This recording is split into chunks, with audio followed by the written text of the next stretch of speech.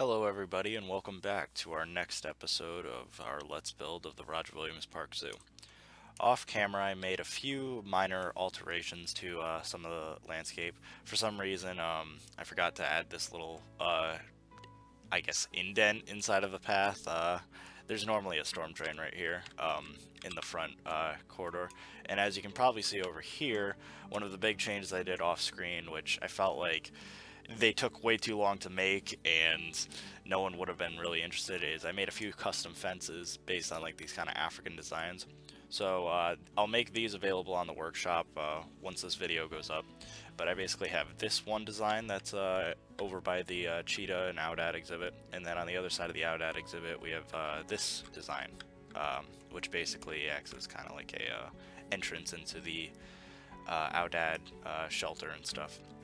I also forgot to add this little overhang, but again, I didn't think it was that relevant to really record just because we've seen it before in the zebra and wildebeest exhibit, so it was just copying and pasting. But past that, today we're going to be working on the African crown crane exhibit, which goes over here. And I think due to the actual length of the exhibit, it's not a very big build.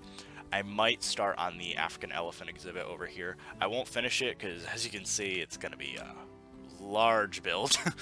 But I think I'll at least do about like a third of the build and then kind of split it up into a few episodes that way, just to make it more digestible. So without further ado, I think let's pretty much get started. So I should mention before I get too far into this, this actual build was recorded probably a couple weeks ago. Due to my new job, I've been kind of busy, but and of course we have a certain virus to thank for a lot of inconveniences in the world right now. But I tried not to get too into that. So I just made a few alterations here to the Outad entrance. I actually noticed that it's a little bit further up from where the African crown crane exhibit is, and that's what we're going to be working on today. So I basically started out and I just added the beginning of the path, nothing crazy. There was a few trash cans that I needed to throw in, and then standard foliage, basically the exact same thing that I've done for pretty much the other exhibits. This time I actually wanted to use a little bit of grass just because I think we needed some greenery in some of these little patches, and so I added a little bit of grass there just to break things up a little bit. I also have been like kind of messing around with like a few new types of trees and stuff. I'm not going super crazy anymore about needing to abide by the North American / European trees and that sort of thing. So basically here I am, I'm just throwing in like a few of the rocks and stuff that I'm looking at on Google Street View. And I'm actually destroying that initial mound of land I had allocated for like I-95. It's a little further back in reality, and so I wanted to just change that up to, make some room for like if I actually needed it for the build. So I'm starting out the entire African crown crane exhibit with the main sign. So I wanted to do a custom viewing area, so I actually just used wood planks to like kind of get a really solid wall, and then I'm using null barriers for pretty much the exhibit outline, because the actual exhibit is made of bamboo walls, which this is being created before the DLC comes out, which I think we're all pretty positive is a South American DLC at this point.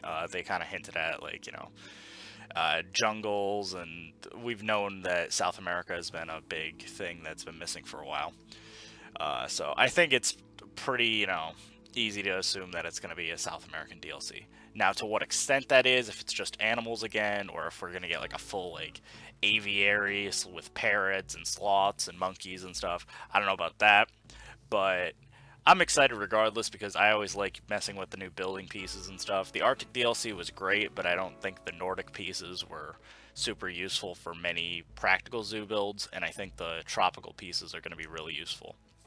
So the actual African crown crane exhibit, again, isn't really big. It's just a crane, so it doesn't need anything crazy for space and like actual layout and stuff. So for the most part, the actual exhibit is just a pretty standard sand and grass area with a little bit of bamboo foliage in the back, and it actually has like a lot of climbing pieces. Weirdly enough, I can pull up a picture right now, but it basically has like these kind of wooden, I guess, walkway areas that you can have, and they have like little amounts of elevation and stuff just for enrichment. So I wanted to include that. I basically used those East Asian planks and just changed the color of them to match like kind of a smaller wood. And I'm just kind of dotting around the little climbing wood areas just to see like to what uh, to match the layout the best I can. It's not one to one, obviously. Like I can't, accurately get the scale correctly due to Planet Zeus size, but I think it actually works out practically well. In the end, they actually do sort of use the climbing areas. It kind of looks like they're just stepping onto them for a second, just and then immediately get off. But they actually can walk on them hypothetically. Weirdly enough, I had a little issue placing down the feeder for the birds because I'm actually using the Indian peafowl as the basis for the African crane since it's not in the game. And when we get to the actual like modding portion, I'll talk about how this was probably the most challenging mod I think I've ever had to make for the game so far, and I've made a lot of mods at this point, and by far the most painstaking one. But pretty much that's it for the most part. Like the crane exhibit wasn't crazy, and I think I mentioned that in the last episode. The crane exhibit in the next episode when we do the Red River Hog are very tiny exhibits, so they're not actually going to need to be super elaborate. So what I actually decided to do now is start on the African elephant exhibit.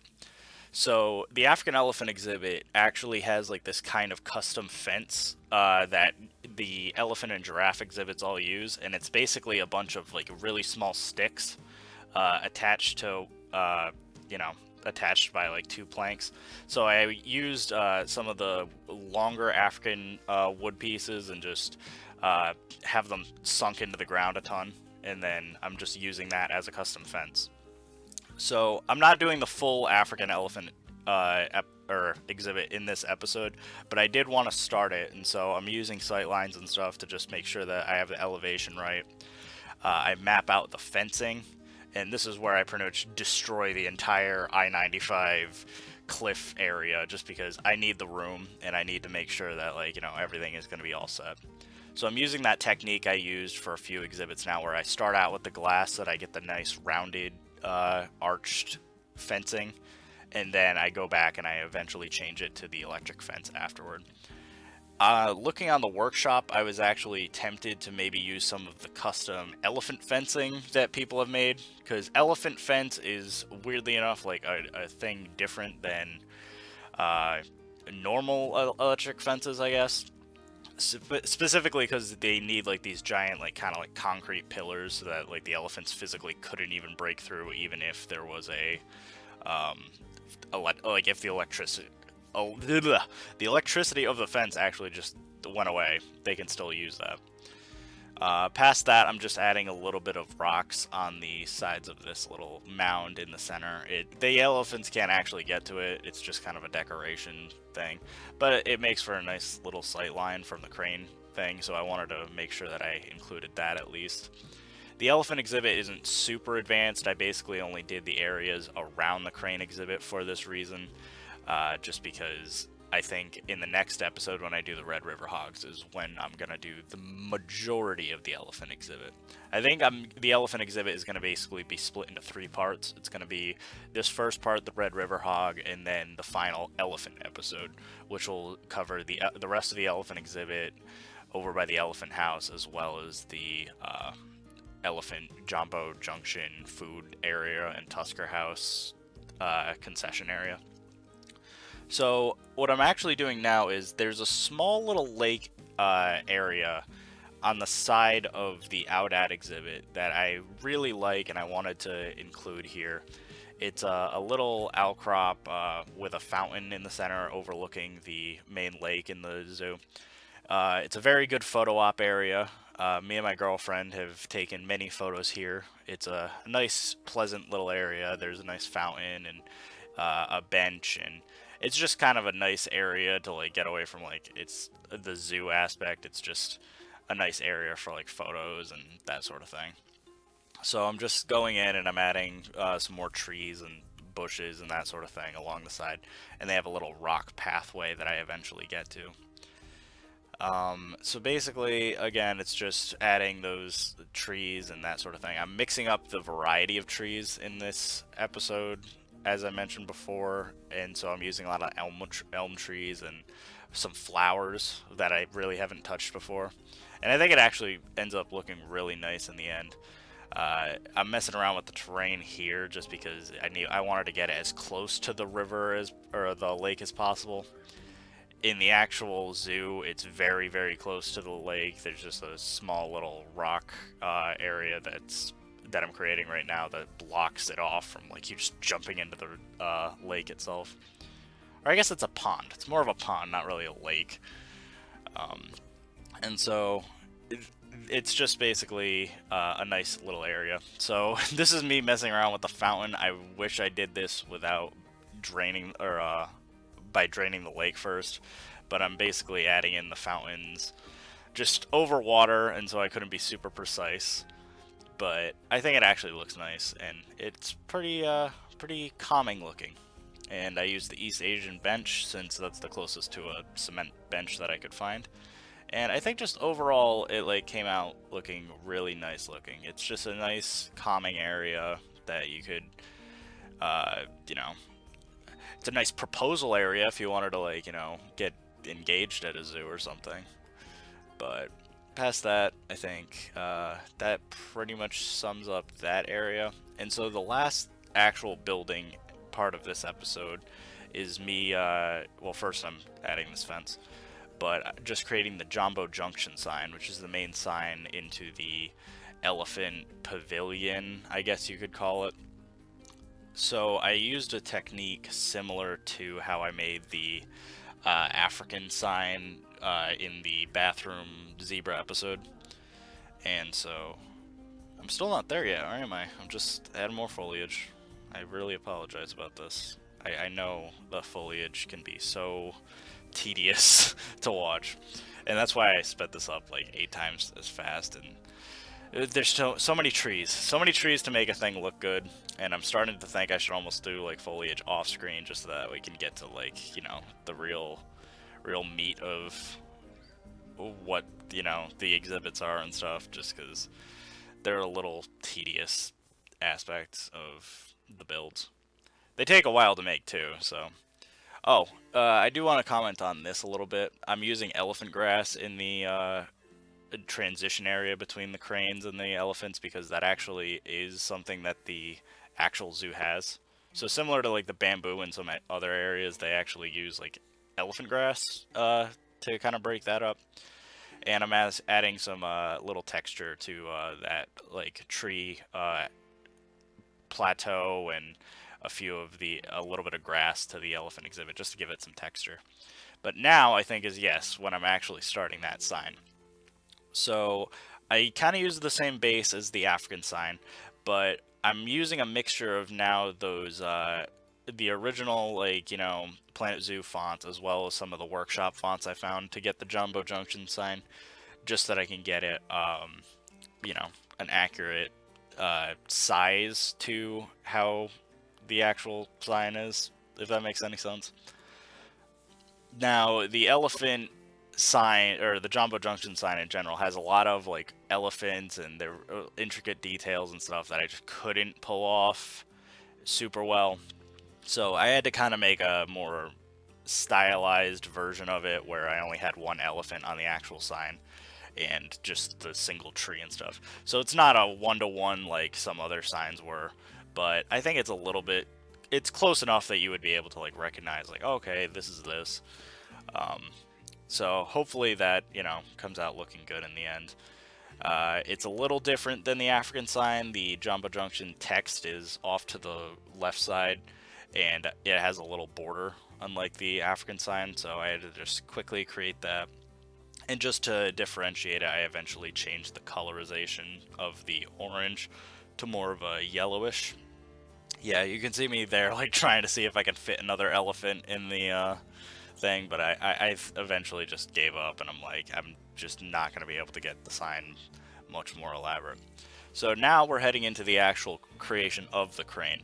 So as I was saying earlier, the actual modeling of the crane was probably the most painful of any animal I've ever modded. And at this point, I've done full, if you've seen my white rhino mod on the Nexus workshop, that was like a pretty elaborate mod from the Indian rhino, but this takes the cake because as you can see, I'm basically changing the actual proportions of the peacock, and I regret this entirely now after seeing the headache that it's created. So, to any modders out there, do not try and edit the proportions of an animal. It might seem like it's going to be okay, and like for the most part it could be, but most animals have just such intricate animation details that it just destroys the animation. So by making the crane's legs super long, and then I eventually make the neck super long, it just it created super annoying deformations in the actual final animation that I had to then try and clean up the best I could, and it just wasn't gonna work out perfectly. So I'm going back and forth on Google, just looking at some reference images of the crane. They have like this kind of like big bulbous head, I guess, compared to a peacock. So yeah, there I am, like changing the neck proportions. So any of these little changes I'm doing sculpting wise are actually gonna come bite me in the butt later, because it's just not. It's so annoying to like deal with later. Because off camera, I then okay, the elapsed time in this time lapse is probably about an hour of sculpting. Off camera, I spent probably another additional 5 to 6 hours texturing and reweighting the vertices to look presentable for the final screenshots and stuff. And so to this day, I'm not sure if this mod will be a mod that I actually release on Nexus, because while it's okay looking, there are some crazy issues with some animations that I just didn't intend on happening. But unfortunately, that's just the way it is. So I'm using a similar process to how I've done the Outad and the Watusi and stuff in the past, where I'm just trying to get the vertices as close to as possible to seams so that they're not super crazy. Also, the peacock already had some existing feathers on top of its head, which I was able to just copy a bunch of times to get the kind of afro that the crane is known for. Actually, come to think of it, that might have been my first attempt, because I think we just switched now to my second attempt at making the crane. So that might have been the first attempt I had. It just wasn't working out for some reason. But now is like the main crane editing process. So it's very similar to like how I did it in the first thing. I'm just using reference. Yeah, this is where I'm changing the neck proportions and stuff.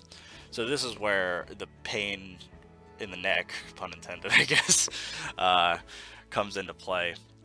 Now, I guess I haven't mentioned this. I upgraded Blender, so now I'm actually using the new version of the Cobra Tools modding tools to actually, make better looking mods. So, yeah, this is where you get a better look at me making that afro. It was kind of a pain. It's a lot of just duplication, and I didn't want to use the mirror tool because that's been causing some issues in certain aspects. So I'm basically just freehanding this and trying to get it as close as possible, and I'm constantly looking at that reference. But upgrading Blender was actually a really great thing that I'm really proud of, because if I didn't do it, I would be still in Blender 7.9, and that just it wasn't practical for a lot of the mods I wanted to do. So upgrading to the new version of Blender, which is I think 2.8, it's really helped speed up the process. I like the tools a lot more. The UI is a lot cleaner, and just in general, like I'm able to do things with mods that I wasn't able to do before. So one of the issues with the old version of Blender was if you were to smooth out an area on a frontier mesh. So let's use the Indian Rhino as an example. If I were to try to smooth out the wrinkles on the Indian Rhino's neck, it would create holes in the model. But in Blender 2.8, I'm able to literally just smooth over that area, and it just makes a smooth transition. So that's how I was able to create the black and white Rhino mods on Nexus super easily, because that was the main thing that was holding me back. So I'm trying to get a little more and more advanced with each mod I'm doing. So this crane mod is obviously, I would call like a big step in trying to make a unique mod, if that makes any sense. And I do still want to, I know people have been asking in the comment section for a modding tutorial, and I do want to get around to that. It's bad, but like, I do hope that I can get it some time in the whole quarantine from the coronavirus to actually, you know, make that tutorial, because I want to do a playlist. I don't want to just do a long 20 to 30 minute like introduction to this is how you install Python and this is how you install whatever. I want to break it into like 1 to 2 minute chunks in a playlist, so that if you're hung up on one little step, which I think is the issue for most people, they're going to be able to like follow it a lot better. So I want to have one video on just installing Python and getting pip and the other plugins you need installed, because I think that is probably the most difficult part of learning Cobra tools. And then just one video on downloading Blender and how to get the Blender plugin, and then eventually I want to start just doing tutorials on how to do in like specific features of a mod. So fur shells deserves a tutorial, texturing deserves a tutorial. If you wanted to bake your own custom normal or roughness maps, that could be its own tutorial. And in those tutorials, I might give little, you know, tips on what not to do. So again, in this case, do not try to change the deformations of the actual models, because it will be a very, very painful experience for you. And as I learn more about the tools and the capabilities of Planet Zoo modding, I'm gonna obviously share it with you guys. I try my best to like be as, you know, clear in these tutorials as possible. I mean, they're not really tutorials, this is just kind of a time lapse, but I try to explain my process the best I can. So I'm just basically like moving the editing, or I'm just changing the edited polygons in this aspect, and I think, yeah, the legs had a little bit of an issue there. But for the most part, like, there wasn't anything crazy about the actual crane that after the deformations that was difficult. It was just a little bit of, you know, sculpting work and stuff. So right now I'm just making some of the low poly versions for the different LODs. But that's pretty much going to wrap up this, this, I guess, week's episode. I'm probably averaging once every week and a half now for videos. Hopefully I can speed that up soon. But I just want to thank you guys for watching. You guys have been super patient with this series, and I really appreciate it. So if you want to keep watching and hopefully get those modding videos and stuff, I'd love to share them with you. So without further ado, it's time to look at the final product of the African Crown Crane, which should display, yep, now.